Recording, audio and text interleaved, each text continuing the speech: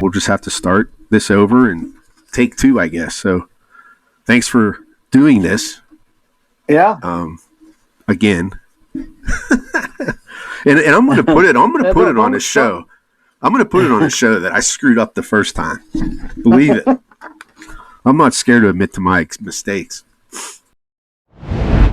Okay, so you're Anthony Ross. I know a lot of people know you, at least a lot of people in Beaver County in the softball circles anyway. So good and bad, yeah. Yeah, well, we all have people that don't like us. I'm in that boat too. Yeah. So but early days of your coaching career, how did you get into coaching, and tell us a little bit about your daughters who played? Well, I started my kids were young. They went to Beaver area, and of course, you want to get them involved in something. So, the middle child of the three girls, we wanted to get her involved. So at the time, Beaver only had slow pitch, so we got her involved in that, and then my youngest one got involved too, and they were actually for 1 year, I think, even though they were 4 years apart, they were able to play on the same team because of the rules in slow pitch back then. The age gap was not like 1 year difference. It was like 3 or 4 years difference. So it was weird. And it was all in house. So the Beaver just had like 6 or 8 slow pitch teams that would just play each other, Okay. So then that's how I got involved. 1 year they asked me to coach, and I was reluctant, but I got into it. And then ever since then, I was hooked. So that's how I got started. And then a friend of mine, Jim Steinmiller, who has since passed away, he called me one day and said, "We need fast pitch in Beaver."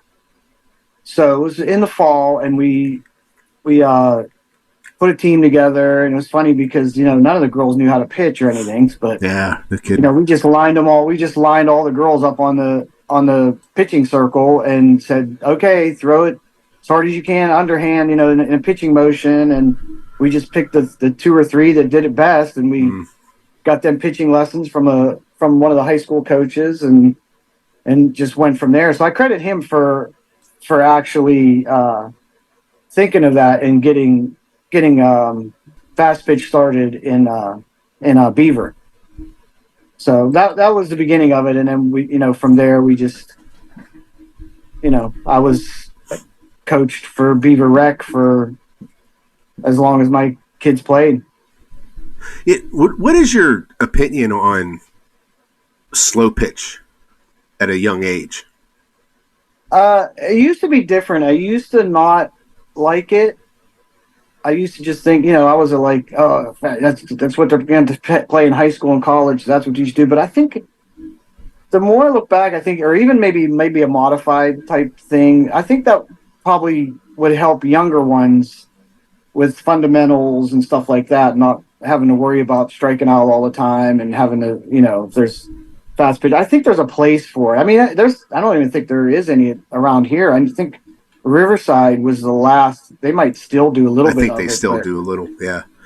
And Kennedy Township has a big slope. They're big on slow pitch. At least they used to be. Yeah. I don't know if they still are, but I know they used to be. I was just curious about that for the league. You go back and forth on that. It's good for fundamentals, I think. So yeah. So we're talking about your early coaching career, and I know we talked a little bit about this the first time we did this, but what kind of coaching mistakes did you make with your kids that you now look back and like, I shouldn't have done that? Or with my own kids? With your own kids, yeah. We've all done this. Yeah, I was kind of hard on her, yelling at her on the way back, to team, just like we all do.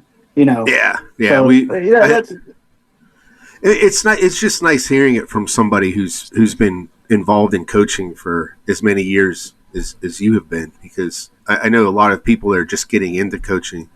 I think they kind of make it a little bit too serious sometimes, and that can have a negative effect on some of these kids.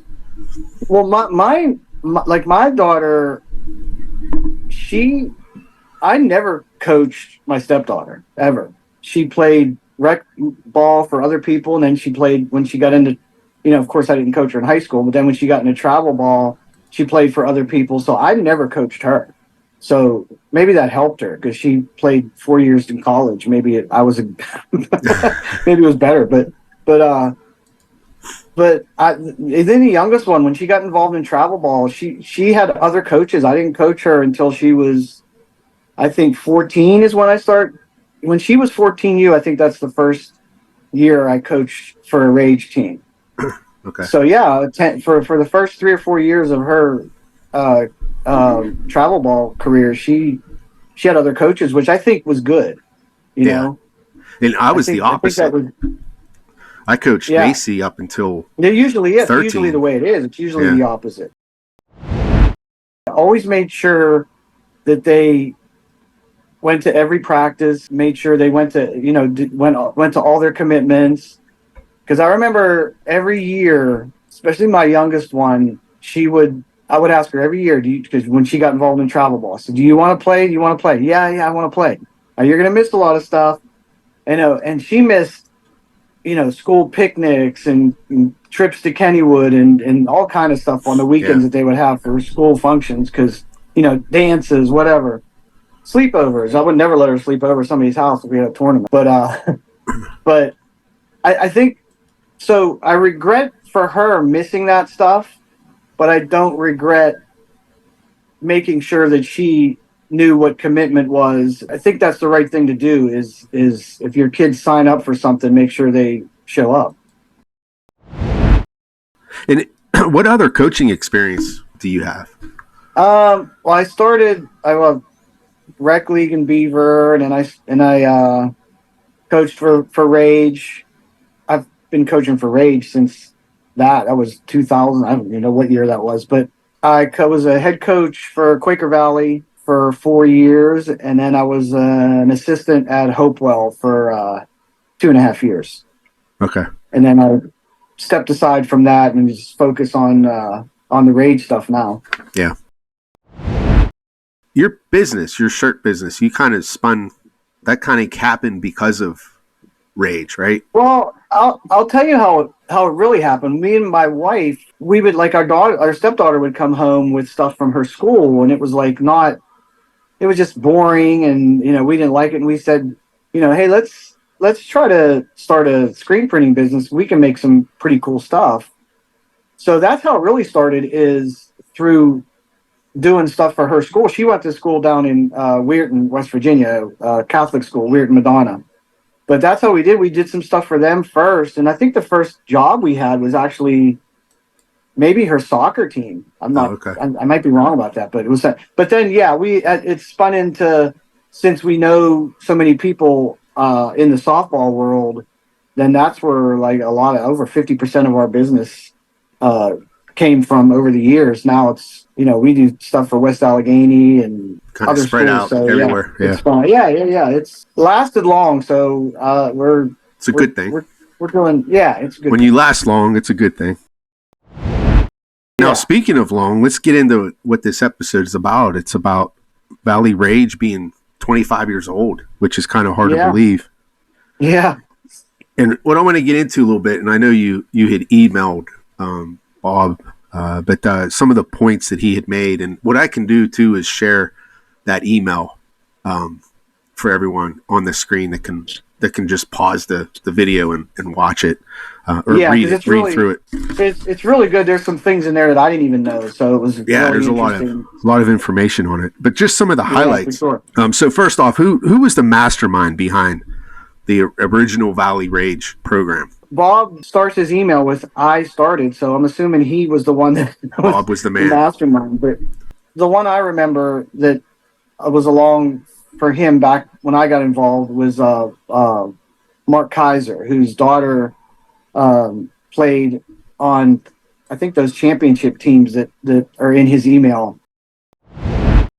I learned so much from those guys just watching them and learning, and like see Bob at a tournament and pull him aside and just talk to him about different stuff, and he would give me, and Mark, I remember being on the phone with Mark Kaiser for probably 2 hours. And eventually I had to say, "Hey, I gotta go," because he would have talked forever about softball. And He he's could talk softball. Yeah. One of the good influences that I've known, and a good guy. And we lost him too soon, but yeah, he was so proud of his kid, and you could tell just by talking to him, and that was a cool thing. Jim Walker was another one. Jim took over after Bob did, and I learned a lot from Jim. Jim's one of the best coaches I've ever known, and he's just I would just watch him coach and just soak it all up. So those guys were good influences on me. And young coaches now, look at good coaches out there and watch them and learn from them. Don't think you know it all, because your kids are young, and you can always learn from older coaches. Yeah. And just watch them and ask questions, and you know who the coaches are that you should be watching and learning from. So just do that. Don't be so conceited or have an ego where you think you can't learn. Well, that's the thing. Like that, I think that what I've learned anyway is that you need to kind of surround yourself with the right people who understand everything. And for sure. Yeah, and you got to make sure that you're plugged into the right group. Otherwise, you're going to be led astray if not. Now, one of the things that in Bob's email, he played. I guess he played his center team, or I guess it would be an all-star team, where he played in the local tournaments and qualifying NSAA nationals, which is a big deal. At least back then it was. They actually qualified for the NSAA nationals, which back, we'll get into this later too, but back in the day, not too long ago, you had to actually qualify for these nationals. Around the area, if I'm not mistaken, there was only 3 sanctioning bodies. There was ASA, NSA, and Pony was around. I don't know if you know what Pony. Yeah, I know Pony Pony was around back then. I forget what the qualifications were, but you had to qualify for these things. Now you just pay your money and go. And so that was kind of an accomplishment for them to do that and qualify just as a rec, local team. And yeah, they were just out of center, right? They didn't have anyone else outside of center. The question that we had asked him was about the inspiration for creating the Valley Rage organization. And I guess back then, the fast pitch was new in the area, and the organizations that were around was like Spirit, I think was one he mentioned, Pride. Yeah, you got Spirit, you had Spirit, Power, Pride, I think, and then there was a couple other, ones that I'm sure we don't want to leave anybody out, but yeah, it certainly wasn't like it is today. Yeah, and then they just wanted to create something for the Beaver County kids that maybe didn't want to travel that far, or maybe missed a tryout or whatever, and wanted to do something for those. And back then, some of these organizations were charging $1,000, and that's a lot back then. That would be a lot. Yeah, for sure. And so they started this mainly for Beaver County kids that wanted an opportunity to play travel softball. So and then their first teams included Riverside and Center, and he got into a discussion where it was very interesting to me. I didn't realize how good Center and Riverside was back then in softball. Oh yeah. Yeah, I had no idea. That was before my kids were in school, but I certainly remember even when my daughter was back then. Beaver was in Riverside section, and Riverside had a great pitcher. I can't remember her name, and I'm gonna be hammered for not. But the teams were good. I mean, the Riverside was good all through that era. Yeah. Now I know Macy's. So what's name? at Team Pennsylvania, the president there, Rochelle, she went to Riverside, so I'm sure she was in those teams. I don't really Yeah, remember when certainly. she graduated, but she was probably Yeah. one of the players there because she went to St. Francis to play. So yeah, and then that's when I guess they played each other in a tournament, Yeah, that's what he a said. travel That's what he tournament, said. and then they said, "Hey, let's do this together," and that's when Yeah, Rage why are we started. playing each other? So yeah, then they put a team together with just those two, and then it just expanded from there. And then they started having tryouts and build it to what it was when I got involved. And then back then, it was like it was. I remember going to my stepdaughter's first Rage tryout. She was trying out for 16U, and me and my wife were like, in the back watching, and we were like a nervous wreck because you just didn't automatically make a team back then. You know what I mean? You had to, and we were looking at some of the girls. I'm like, man, I don't know, these girls are good, and she ended up making it, but it was like you had to earn it. Yeah. Now I don't know. It seems I don't know. It's just different now, but that was like it was like an honor to be on a travel team. Yeah. Back then, and it was hard to get on one. I think we lost that, especially in this area. And Yeah. you don't want to leave anybody out who wants to play. No. What's suffering is the rec leagues because so many people are playing travel ball now. I think they're just skipping rec league and not, doing that. So now you have the girls that don't want to play travel, and I think the rec leagues are suffering from that. So what about the logo? I know the history of the logo and how it was created, the original logo. Yeah, the story I've heard is they were at it just closed maybe 5 years ago. The Sterling Fox. It was a bar on Broadhead Road in Center, and they were down there called the Team Rage, and they were trying to think of a logo, and they were sitting there and they had a Bud Light. They were drinking Bud Light, and the beer can had. If you look at the Bud Light beer can, it has like a little swoosh going around the words, and I guess they took that, and so you could see where the swooshes came involved from the Rage logo. So that's an interesting story how that started. And that logo, you guys stuck with that for a long time. You just recently updated it, right? Yeah, we actually just changed it and just looking. I mean, nothing. There's no reason. Just looking for a change.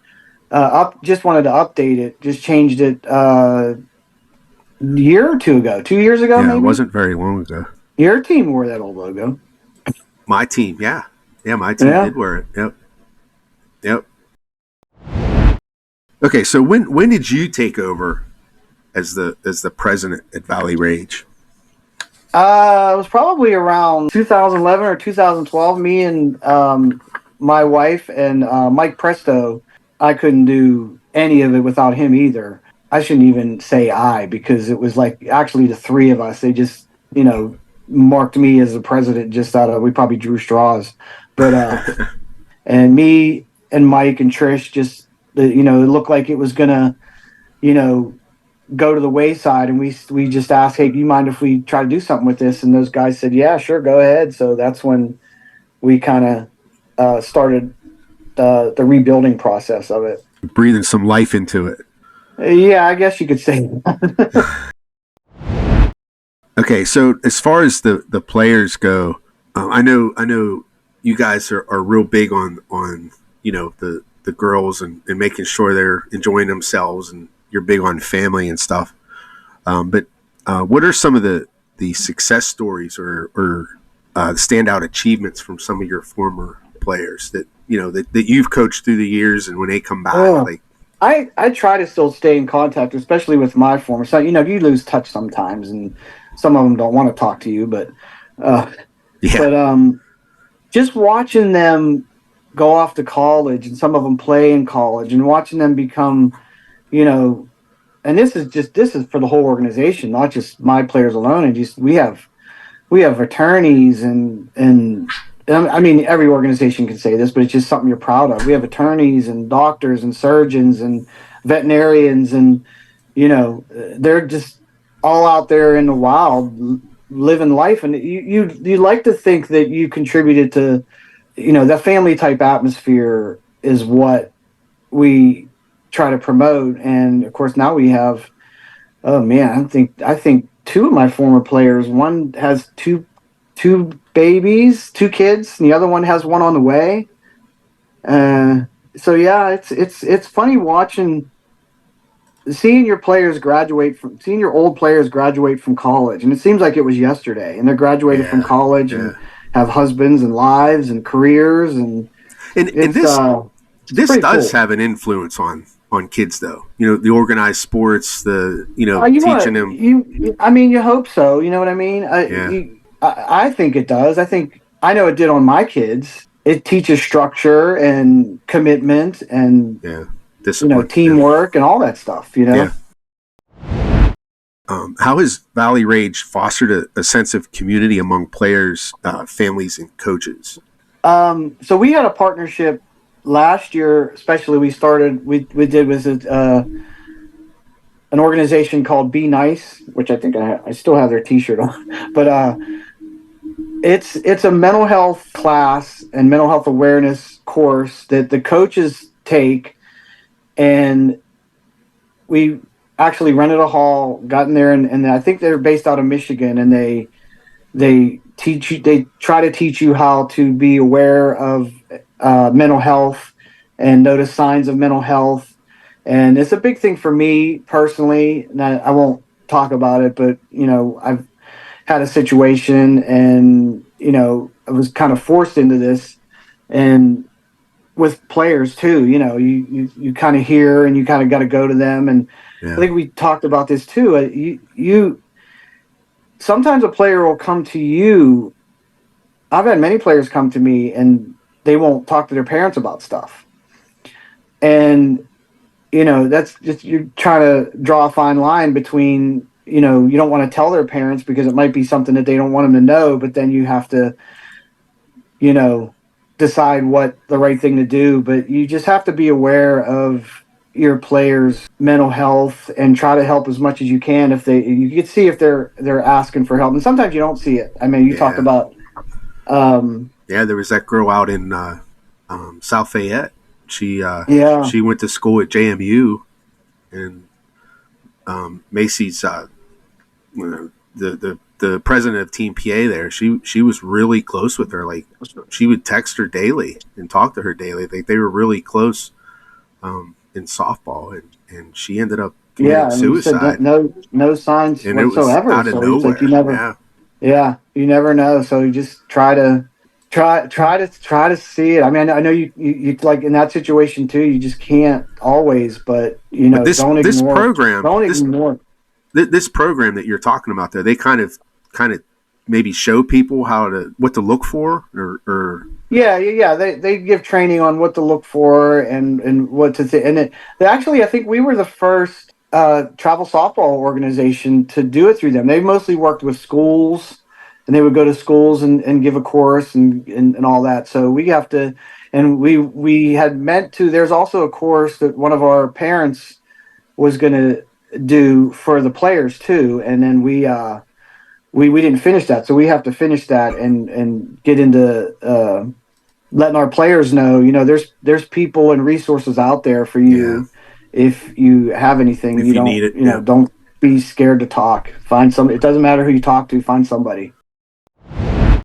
So talk to us a little bit about the types of challenges and things that you guys faced when you took over the organization. I know that you guys had some. You kind of took over the team to help bring it back. Bob was off. He had a college coaching job, and Jim, the gentleman who took over for him, he also was getting into coaching college. And I remember we had a tryout, and when Jim was still involved, we had a tryout, and we had two girls show up, and I mean two for every. That was total for every age. And I'm like, oh man, I wonder if this is over. They were kind of just ready to let it go, and we kind of just said, hey, do you mind if we try to revitalize this thing and turn it around? And they were like, yeah, sure, go ahead. So we took it over, and we would just go to, like, me and Mike Presto, we would just go to rec games. And back then everybody wasn't playing travel ball, so you could find some talented players out there that weren't playing. So we would just go to rec games and approach parents and say, "Hey, is your daughter playing travel ball?" No, and then we would just, kind of build. We build a 12U team from there, and then Steve Harrison, who old schoolers will know, has been around softball forever, but he approached us about having an all committed team play under our banner. I think our price is what sold him on. Oh, we can do this with our all committed teams, our all committed team, and have them play locally, and they can just get some playing time in before they go to college. So that kind of put us back on the map. And then I think the same year we had a guy from Ohio who wasn't happy with his organization, and he brought his whole team over, and so we had those three teams we kind of built from there. And then from then on we would honestly just go to rec games and try to find players. Yeah. Then now the struggle now is just the and I think this is a struggle for all organizations. It's just the sheer amount of teams out there, pop-up teams. And it is. It's a lot. I mean, then to compete with that is not fun. I mean, we still keep kicking, and I mean, there's been so many organizations that have broken off from us for whatever reason. Parents not happy, so he goes makes his own team, or this one's thinks they could do it better or whatever. Yeah. And it's not sustainable when you have one team at one age group. You know what I mean? So that's kind of tough, and some of those have lasted 1 or 2 years and then gone away. And there's organizations that have broke off from Rage are still around. I won't say who they are because they won't admit it, but yeah, I mean that's the struggle. And the poaching during the season is what I just don't understand. Have some couth, man. Why are you even agreeing to take a player in the middle of a season off of another team? And I don't understand how it used to be regulated. It's not anymore because there's so many sanctioning bodies, and most of it's non-sanctioned now. So most of these tournaments, they're all you don't have to qualify or nothing like that. It's just, I mean, ASA used to monitor that, and they used to, if you were rostered on an ASA team and you wanted to go somewhere else, you had to make sure your tuition with your registration was paid in full, and they had to release you and all that stuff. So you got to think, if you left your team from last year to go to another team, and now you're leaving that team in the middle of a year to go to, now you've been on 3 teams in 6 months. Yeah. What does that tell you? And I get it. Sometimes it's just not the right fit, but I mean, is it so 3 not the right fits in a matter of 6 months? Finish. I just, like, my kids, anytime they played anything, I made them finish whatever year they were in. My oldest wanted to quit soccer when she played soccer for 1 year and wanted to quit halfway through. And I said, no, you're going to finish the year. Finish your commit. I just think it's important to finish your commitment and see how my thing is that a lot of people leave teams for the wrong reasons. Like when I'm proud to say that Macy played for 3 softball organizations. She played for the Central Valley Youth and High School program. She played for your program, and then she played for Team PA. And those are the only 3 organizations that she's ever played on. And I was coaching the Valley Rage team, and I'm sure people didn't think I did the best job, and then there's other people who thought I did a great job. So I know Macy's kind of thing there, but in Team Pennsylvania, you're always going to have that. We had ups and downs in Team Pennsylvania, and Macy had a ton of people reach out to her saying, "Hey, come play with us, come do this," But it's like there's some loyalty there that you have to invest in that organization and trust that they're going to do the right things. The grass isn't always greener on the other side. And there's that saying where the grass is greener where you water it. And I think that a lot of parents are too quick to jump ship and think that something's going to be better. And in a lot of cases they aren't. In a lot of cases they aren't. I mean, sometimes it works out, but I mean, like, if you're on your 5th travel team in 5 years, I could promise you that you someone else's, they are the issue. You didn't have 5 bad experiences in 5 years. That is usually not the case. In those scenarios too, I bet you can probably say that those parents probably have unrealistic expectations of their daughter. Oh, and if they're not hitting it where they think she should be, they're going to blame the organizations that they're on, and that may not be the right. Oh yeah, I mean, if Susie's not playing shortstop, let's just go start our own organization, and she can be the shortstop on my team or whatever. But I mean, some of them are starting up for the right reasons, and some of it's good, but a lot of it's I want my own team, so I'm going to do this, and then then you just have maybe 3 good players, and then where do you go from there? I don't know. Yeah, and you got to fill in with whoever wants to play in some cases. Yeah, right, and it's since there's so many teams, it's just hard to find that much talent anywhere.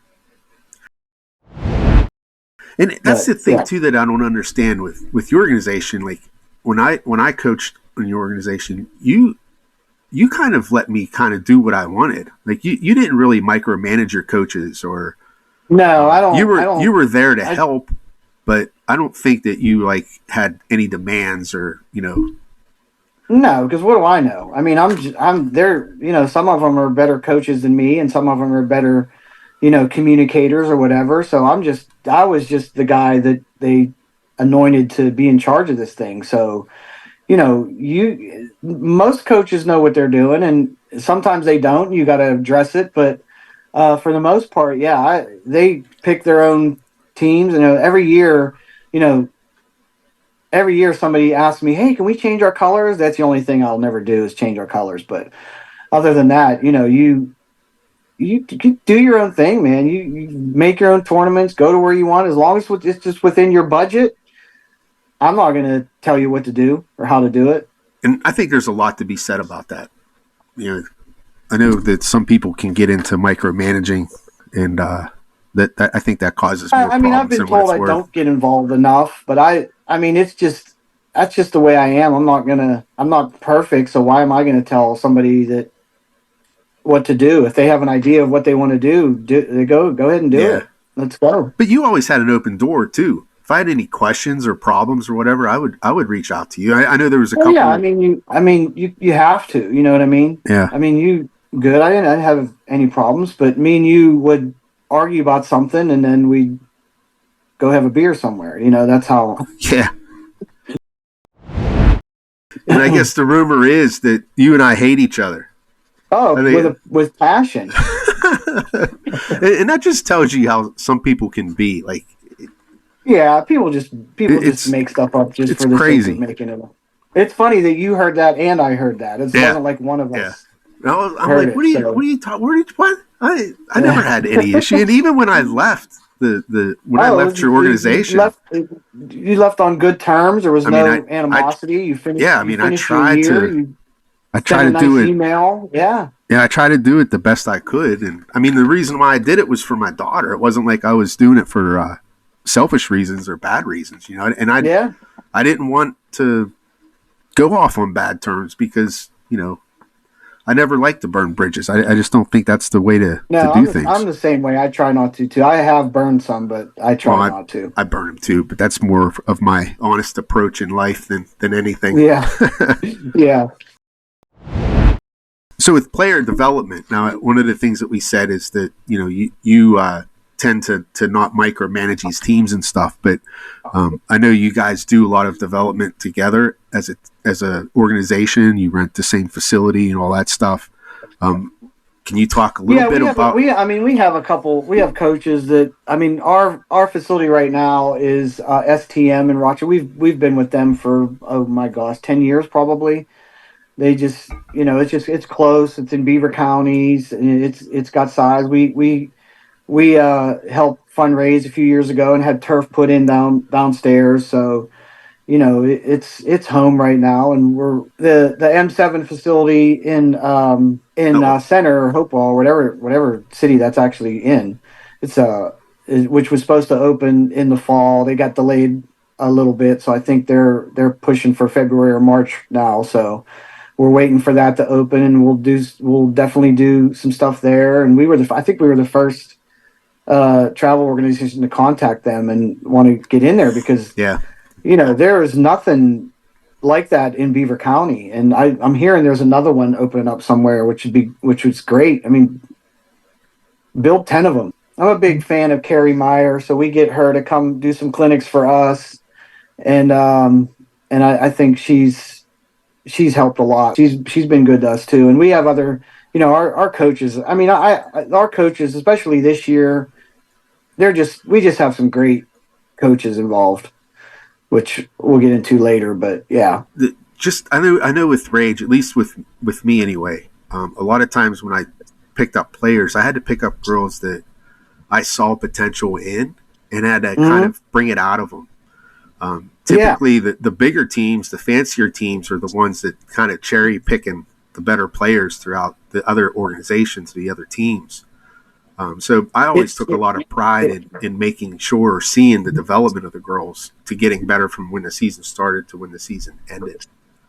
Listen, it's easy to coach a team of accomplished players. You can do that. The rewarding part is coaching girls that you have to work with, and not even like physically or the athletic part, but mentally and getting them, engaged in the game and all that. That's, to me, that's more rewarding than any trophy. Don't get me wrong, it's fun to win trophies and get to championship games. That's always the goal, but I don't know, for if you see a team progress and get better over time, that's always better than it's rewarding for sure. A trophy, yeah. You guys also got the Conway Fields. You just recently got on those fields. So we were looking for fields to call home, and we were kind of using West Mayfield and some other places, just like wherever we can get a field. We were looking for something that we could call home. Somebody from Freedom, I think somebody you're gonna interview soon, Emily Wagoner.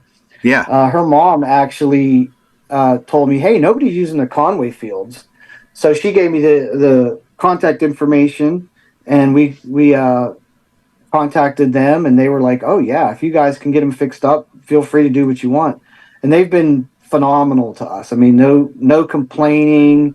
We'll be. It's kind of in a neighborhood, so when we have something going on there, you'll have people walking by, and they'll come up and say, "Oh, we're so glad you guys have brought life to the neighborhood." So it's kind of cool that's happening, and we got one more field to get fixed up, and we've got some other stuff to do where we can make it where we want it. But yeah, it's a nice complex too. I mean, you got a concession stand right there, and the fields are close together.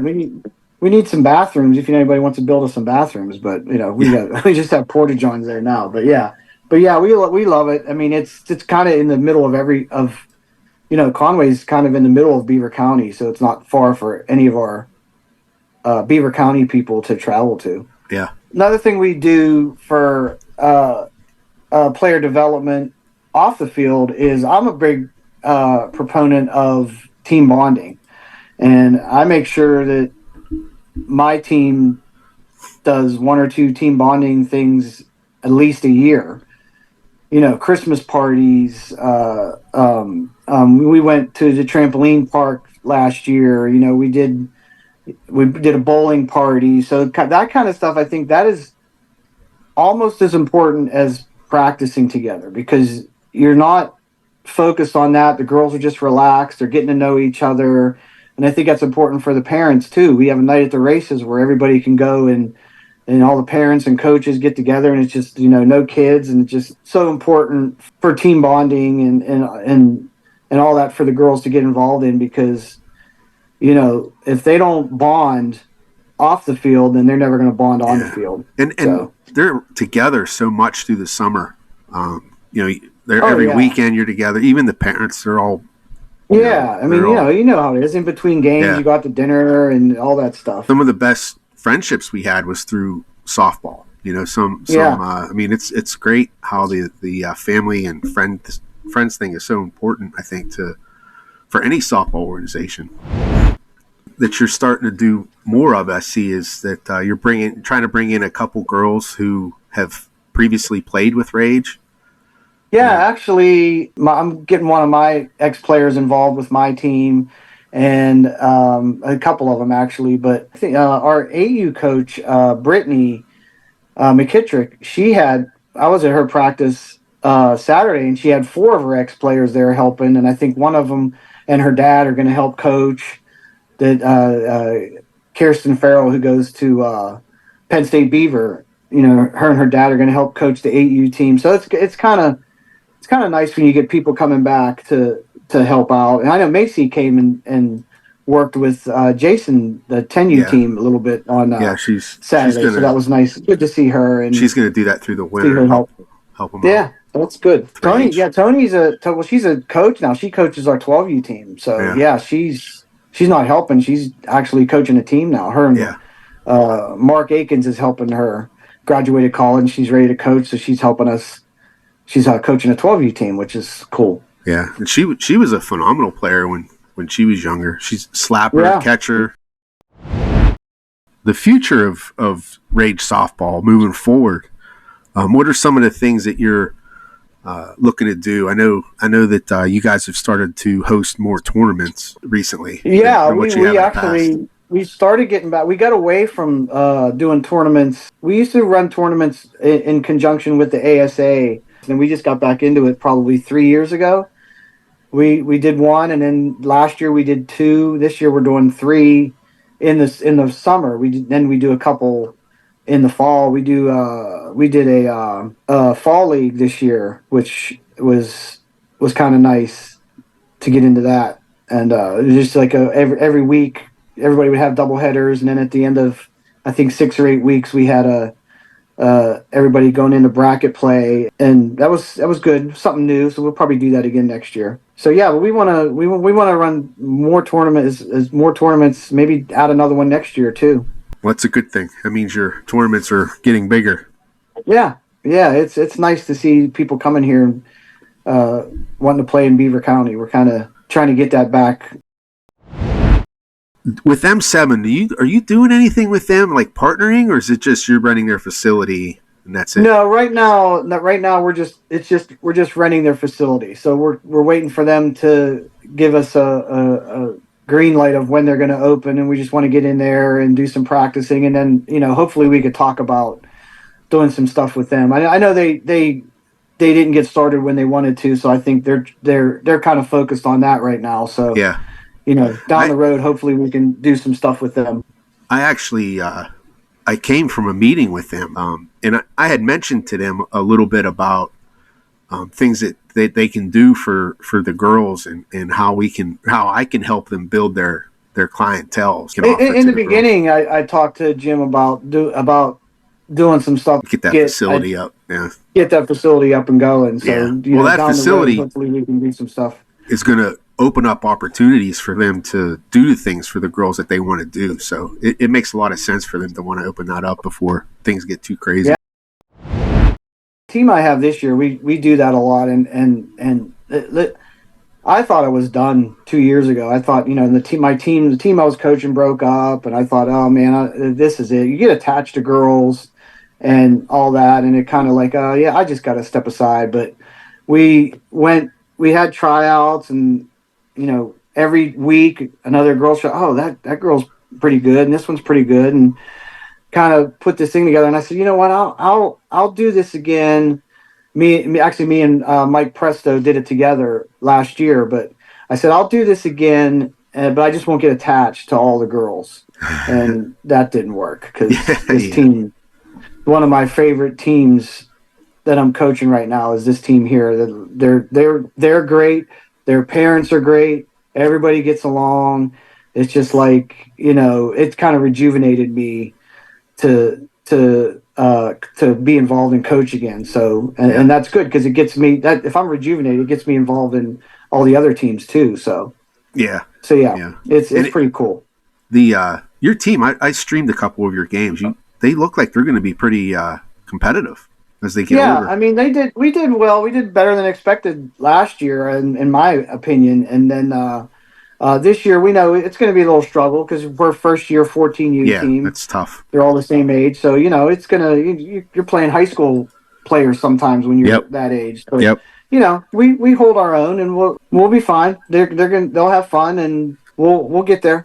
And the whole team is Beaver County, right? If I'm thinking right, yeah, everybody's from Beaver County this year. That's cool. That's real cool. Yeah, yeah. And I told them, I said, listen, you guys have to stay together. And this goes for a lot of teams. Try to stay together, because if you have a combination of kids that love each other, the parents get along, that doesn't happen. And I even told some of the parents, I said, listen, if I'm not the coach for you, don't leave. Tell me, and I'll step aside, but don't let this team break up, because they're going to be something special down the road. Yeah, absolutely. So, talk a little bit about your coaching staff. Now, I know you wanted to mention them. All right, starting with we have an AU team this year. We didn't have one last year, but Brittany McKittrick, who coached our 18U team for seemed like forever, for at least the last 3 years, 2 or 3 years. She went down. Her daughter's now. She went down, and she's coaching our AU team. Brittany played. I'm gonna mess up the name, so I won't even say it. Yavapai, I think it is, down in Arizona, and then she actually was recruited to play at Arizona. Left college, but she was there and learned a lot in that brief time from the players and the coaches there. So she's our 8U coach. 10U coach is Jason Hughes. I know you know Jason. Yeah, I know Jason from center. Jason's one of the good ones, man. I couldn't usually with me, Mike Presto, he kind of stepped away right now. He stepped away, and Jason's been a huge help in helping me get through everything. So I appreciate him very much. Yeah, Jason, I like to explain Jason is like he's that guy who doesn't want to hear your excuses. He just wants to get it done. No, he'll keep you in check. Yeah. 11U is Amy Hepack. Amy had played in Robert Morris.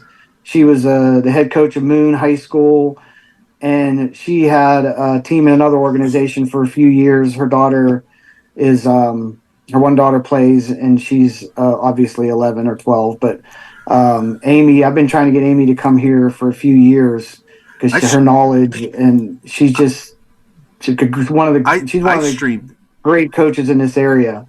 I streamed her one of the players' dads on her team lives down the road from me. And, okay. He had reached out and asked if I would stream one of their games out in Warren, Ohio. Yeah. And I was like, yeah, sure. So I went out there and streamed it, and that was the first time I saw her team, and that team is well coached. And then I did a couple of her games in the fall for Rage, and I was really impressed with how she coached her team. Really good. She's good. And listen, Amy texts me probably once a week and says, hey, you need anything? You need anything? You need anything? So she's involved. She's actually, handling our uniforms this year. So that helps, And this year, I'll stop real quick. This year, I've had the most help that I've ever had. So it's kind of nice to have these coaches, pitch in as much as they are. 12U, we talked about Tony Schaefer. She's our 12U coach. We mentioned her and her accomplishments. 13U, some guy named Anthony Ross. He's a jerk. But then 14U is Tom Eschenbaugh. Tom is he's from he lives in Swickley, Quaker Valley. His daughter goes to Quaker Valley. I think he's an assistant coach for Freedom Football. He's a middle school coach for Quaker Valley middle school softball, and he very knowledgeable. Good guy. He's another one that's always pitching in and helping. And I never met him before, and I was streaming your games out in Conway. I think it was one of your tournaments, and he had come up to introduce himself to me, and he seems like a really cool dude. He's another one like Jason, where he just wants to figure out how to get it done. He doesn't want to talk about anything, but just focus on it. Yeah, for sure. And you need people like that. Those are the types of people that you need to make an organization like this operate. Oh yeah, like I said, we're very lucky to have the coaching staff that we have right now. But 16U, Mark Akins, Mark, of course. I think he took over. Is it? I keep wanting to say Center Rec, but it's Central Valley. Yeah, I ran Central Valley for I think I did it for like maybe 4 or 5 years. And whenever and you're running into this too, like when you want to step away and pass the organization to the next group. You want to make sure you pass it into someone who has the right frame of mind anyway. And Mark was a good guy. I knew right away that he was someone who could take over that organization, and he took it and did far better with it than I did. As far as I keep trying to talk him into taking over this, and he's saying no right now, but I'll stay on him. Stay on him, yeah. Mark's a great guy, and he put together a nice his 16U team is going to be good. They got a nice team. Yeah. And then 18U, Anthony Day. Anthony's been here forever, and he's actually, his daughter aged out, and he wanted to still coach and continue with the players he has left over now. And Anthony, he mentioned something about possibly going back down to the younger ages, like I did a few years ago, and he's more than welcome to do that. Anthony's one of the nicest persons you'll ever meet in your life. Yeah, and I agree. I know Anthony has paid for girls' tuition and things like that over the years. So he's when they say it's all about the girls, Anthony truly is one of those ones that's all about the girls. Yeah, I know Anthony. Our daughters train together at KB Performance and yeah. Mm-hmm. Yeah. So I know Anthony well. He's definitely one of the better people in the world today. No, I don't think I've ever seen him mad, honestly. Yeah. I'm sure he does get mad, but I've never seen it. Well, maybe you don't want to see him mad. No, probably not. He's one of those guys where, he doesn't. You want to? I know he's one of those guys where if you make him mad, it's not going to be pretty. Yeah, right. Yep. He got a long fuse, but you don't want to see it burn out. Yeah, exactly. So that's it. That's our coaching. That's our coaching and our teams. We have 8 teams this year, and we're ready to go. And I know that we're adding one more team, and I will actually let you talk about that. So I was talking to you a little bit about possibly bringing back my Valley Rage 05 team, to kind of bring the team back together and play. It still might happen, but the idea that kind of spun from that was to actually have a Valley Rage 23U team. I know 23U is starting to become more and more popular around the area. I would start that team, and I want to broadcast all the games on the network. If I'm streaming the games, I wouldn't be able to coach the team. So what I did was I asked, I think one of the more respected coaches in Beaver County to coach the team, and she agreed to, and her name's Amy Haggart. So she's going to be the coach of this 23U team, and I'm going to help. I told her that I would help manage it, and help find players, or help find tournaments and do that kind of stuff. But from an on-field standpoint and in practices, if we do anything, she's going to be the head coach, which I think is pretty exciting. And the whole idea too was, I know that there's several girls in the area that are playing college ball, and the one thing that I saw when Macy was playing in the fall for Youngstown as a freshman, one of the dads was actually talking to me, and he said that a lot of these older girls are rusty because they don't really play in the summer much. Yeah, because the freshmen, most of them have one more year of eligibility. Yeah, they're still playing. Yeah.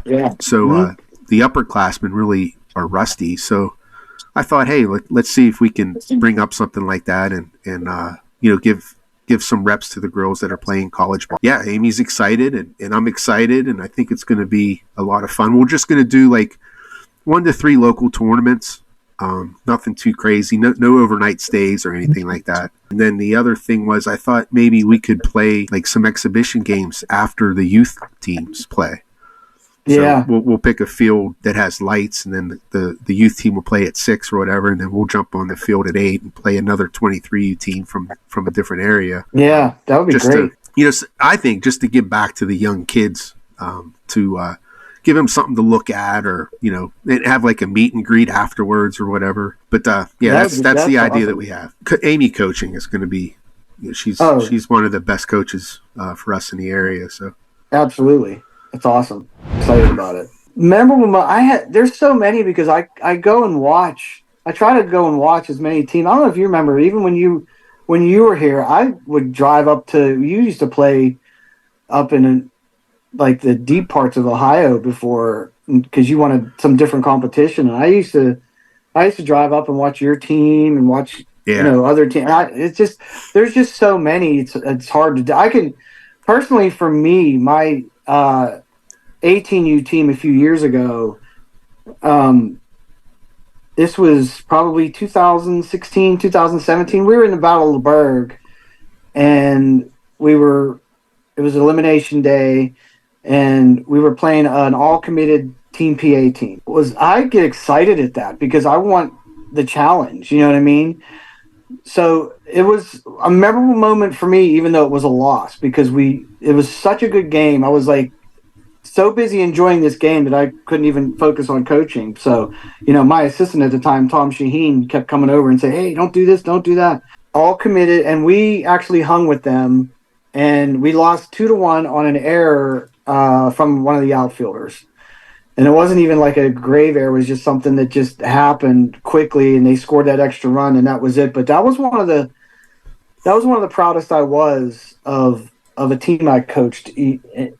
Even though you win championships and you do all this, but that's Yeah. kind of what you remember is when you hang tough with an all committed Division II, Division I team that is supposed to kill you. And I know that those organizations they take some heat when you lose to teams you shouldn't be losing to. Yeah, that's okay. That's They good. That's I'm what just we want. saying. I know That's what we firsthand want. experience. They take some heat. I know that. And I mean the one of my favorite memories when I coached for your organization was when we played in indoors. We were playing at the Youngstown State Indoor Facility in a winter Mm-hmm. tournament, and I remember our pool play. We were like 0-3 in the pool play. We were playing terrible, and we made some adjustments, and we ended up coming back in the bracket and won, and we beat Team Pennsylvania in the championship game, which that kind of set the tone for that team. That was my second year 12U team, and that kind of set the tone for that team. That we won a lot of tournaments that year. I bet you we won probably four, maybe five tournaments that year. And it was just that tournament I think really set the tempo, and I used that to tell the girls like, look, you're a good team. You just beat this team here that you shouldn't have beat, and you beat them easily. And we banged heads with that team all season. But that was a lot of fun. And Yeah. like you said, it makes you banging heads with teams like that really is memorable. And then even the Yeah. kids remember it. Yeah. Because it's supposedly not supposed to happen, but they don't realize that, if a team has heart, it doesn't matter what you Yeah. charge. Yeah. Right. So it's funny because last year, the team I had, now they were all 90% of them were all new to travel ball. They've never played travel ball, and we get to one of our first tournaments in the summer. It was Mother's Day, and they get to the championship game, and we ended up finished second. And they were mad. They were mad because they finished second. And on one hand, you're like, hey, you guys, there's teams that don't ever get this far in tournaments. You guys should be happy. But on the other hand, you're kind of glad that they weren't satisfied with Yeah. They want more. that second place, Yeah. So, yeah, that's what's That that's that what's rewarding is. that is hard to teach though. Like I almost think you can't teach that. That burning desire to be better than what you No, and are. that's why I like this team so much is because I certainly didn't in 1 year you can't teach that to them. It's the right combination of girls right now, and they all get along, and that helps because they all want to support each other. So You kind of already talked about this a little bit, but what advice do you have for the young athletes that want to join Valley Rage or start playing travel softball? I would say practice as much as you can. Don't take days off if you want to get better and play at a higher level. You got to practice. And I would say this goes to the parents too. Don't If you go to a tryout and a coach tells you that maybe your daughter isn't ready or yet, and then you go to another tryout and then they tell you, well, we don't think you're ready. Maybe they're not ready. If the first coach says they're not ready, that's fine. But if another coach says they're not ready, maybe wait a year and get them better and have them develop. Don't just keep going down the line until you find a team that says, "Oh yeah, we'll take you," and then, "Oh, I'm on a travel team." Just, it's okay to wait, especially the younger ages, to wait and find that right fit, and not just go from team to team. Play rec league, get better, go practice, go take So lessons. that's what I was going to ask. Like, if you're in a situation as a parent and your daughter tries out and she really wants to play, but the coaches are saying that she's not there yet. What advice can you give the parents to help her get to that point? Especially if you have moms, maybe single moms that don't know much about the game, or even if you have dads who are working ridiculous hours, or what kind of advice or suggestions can you give these parents that are in that situation? Well, don't stress yourself if your daughter doesn't make a team, or they tell you she has to work harder. It's okay. It's okay not to be ready yet. You know what I mean? And maybe she will get ready, and maybe she'll never be ready, and that's okay too. Maybe it's just not for her. Sometimes if you're forcing the kid to play, that's not good. I did that with one of mine. I didn't mention my one daughter that only played till she was 14 years old. And that was probably 3 years longer than she wanted to play, because I made her play. She didn't play travel ball, it was just rec league, but I made her play. She hated it. And eventually, she kept saying, "Can I quit?" And I eventually said, "Yeah, you don't have to play anymore," because it was like, it just wasn't for her. So don't, read that in your kids. Don't make them do something that they don't want to do just because you want to live through them. Don't force them to do it. If they play for 2 or 3 years and they want to quit, let them find something else to do. I think every kid should do something, whether playing an instrument or whatever. They should all have a hobby, but you just got to find the right thing. And maybe just because you played softball when you were younger doesn't mean that they have to. Right. If that makes sense, I don't know. No, I think it does. And I think a lot of parents get lost in that too. Okay, so now 25 years of Valley Rage. Congratulations. I don't think I ever did congratulate you, even yesterday. About that. Yeah, well, I mean, you have about what? back to Bob.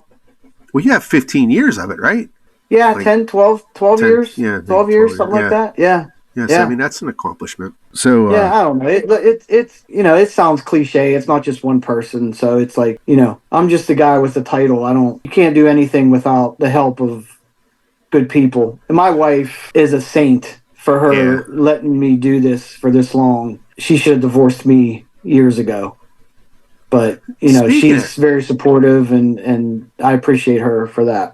Yeah, so what are some of the things that you plan on doing to celebrate or commemorate? Well, I mean, I think for one of our, we have to talk about this more with the other coaches, but I think for one of our tournaments, I want to have a 25th celebration, like hang banners and have, balloons and let everybody know, and have information on how long we've been around and all that, and have like maybe a picnic or something. And I would like to bring some former players in to talk to the new players and what it was like to play for Rage. And I've been actually thinking about reaching out on Facebook or something, and having some players give testimonies on when they played with Rage and what they got out of it and all that. So that's probably something we're going to do. And yeah, I think we're going to maybe have an alumni game. I'm thinking about, if we can get enough people involved, that would be fun. So we'll see how that goes. 25-year merchandise out there. So that's on our website.